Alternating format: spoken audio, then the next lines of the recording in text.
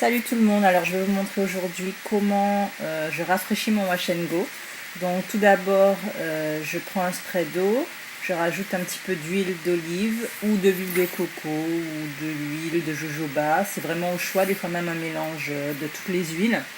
Donc ensuite j'enlève mon foulard et j'enlève mon pineapple, donc c'est comme ça que je dors pour pouvoir préserver mes boucles. Donc voilà, on secoue bien. Donc ce qui se passe, c'est que souvent quand on fait un wash and go, selon le gel qu'on utilise, les cheveux peuvent être un petit peu secs le lendemain. De toute façon, c'est super important d'hydrater le cheveu au maximum. Surtout quand on a les cheveux crépus, ils ont tendance à être forcément secs.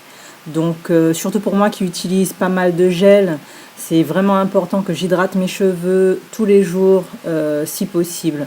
Donc voilà, là je commence à vaporiser avec mon spray d'eau et d'huile mélangée. Donc je vaporise au maximum jusqu'à ce que mes cheveux soient vraiment humides, mais c'est pas une obligation. C'est possible aussi de juste un petit peu vaporiser jusqu'à ce que les cheveux commencent à reprendre une forme, on va dire, normale, et de s'arrêter là. Mais moi, c'est vrai que j'aime vraiment mettre le plus de liquide possible, puisque mes cheveux ont du mal à absorber l'eau. Donc c'est vrai que je les humidifie le maximum. Après, ce qu'il faut aussi penser à faire, c'est de secouer régulièrement le vapeau, puisque l'eau et l'huile ne se mélangent pas. Donc pour que vous ayez l'eau et l'huile qui se diffusent en même temps sur les cheveux. Donc c'est important, voilà, dès que vous voyez que l'eau reprend sa couleur claire, de secouer un petit peu.